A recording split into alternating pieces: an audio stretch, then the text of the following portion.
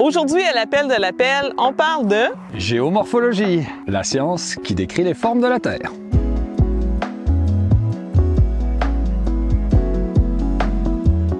Habituellement, on travaille, nous, beaucoup avec un GPS pour se positionner en élévation.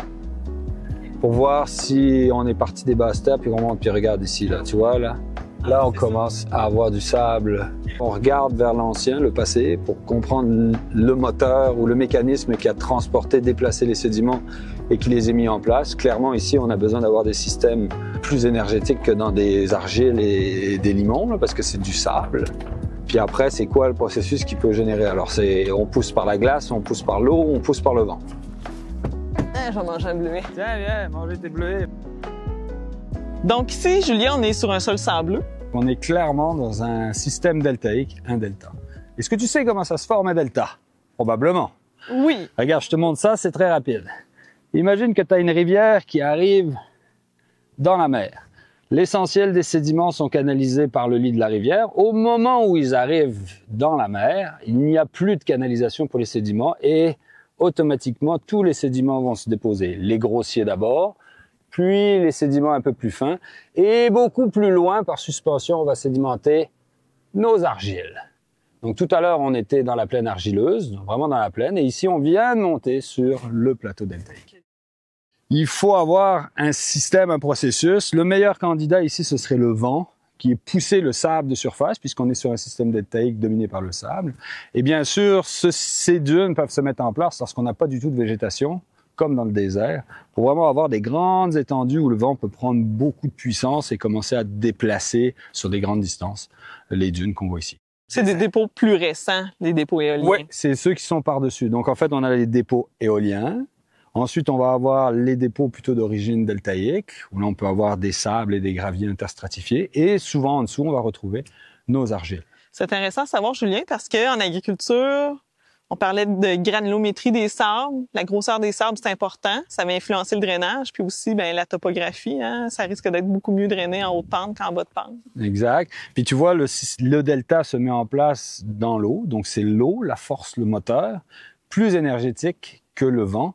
Donc, souvent, les dunes sont de matériel plus fin, alors que le système deltaïque, lui, peut être de sable plus grossier. C'est ça, même pour avoir des graviers. Même des graviers, bien sûr, ouais. On a aussi le remaniement par des sables de plage. Puis ça, c'est probablement des types de sols que vous avez aussi plutôt de type littoraux ou de sable avec une certaine granulométrie. Ben, on en a beaucoup, justement, tout le côté nord du fleuve Saint-Laurent. On va aller creuser. Ah ouais, j'aime ça creuser, moi. C'est sûr qu'ici, il n'y a pas du tout de nappe phréatique, là. Ici, elle est à 2 mètres et quelques. Oh, là, tu commences à avoir du blé, là. Ça. Puis là, tranquillement, ça change. Tranquillement, ça change quand même rapidement. Là, mais... Puis en plus, le bleuet, en tant que tel, est quand même très acide. Là. Il permet de mettre en solution, justement, les ferromagnésiens. Puis c'est pour ça que nous, en agriculture, il faut faire attention parce que, justement, ça va boucher les drains. OK, des fois, ça colmate. Ouais, ça colmate.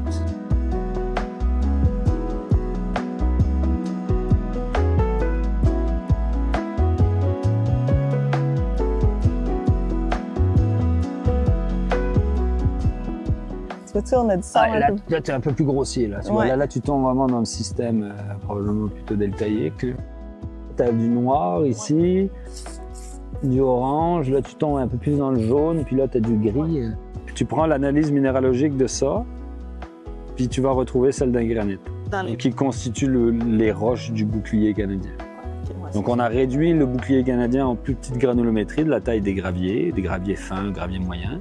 Puis si on réduit encore, on va avoir la taille des sables fins, sables moyens. Puis qu'on réduira encore, on va avoir la taille des argiles. Mais c'est juste une question de météorisation physique toujours plus importante. Quand on va être en bas de pente, des fois, ça va arriver que le sable là, va être très gris. On va voir qu'il est vraiment réduit. Le fer est à son niveau réduit au lieu d'être oxydé comme ça. Des fois, c'est parce que c'est juste un matériel sur un autre. C'est-à-dire que comme un argile, ça va être un sable sur un argile. Les dépôts fluviatiles ou deltaïques ou éoliens, c'est souvent des sols acides qui conviennent bien à certaines cultures comme la pomme de terre ou le bleuet. On va faire attention à la perte de matière organique. On va faire attention au colmatage sphérique des drains par les oxydes de fer et d'aluminium. Merci les dépôts deltaïques et éoliens.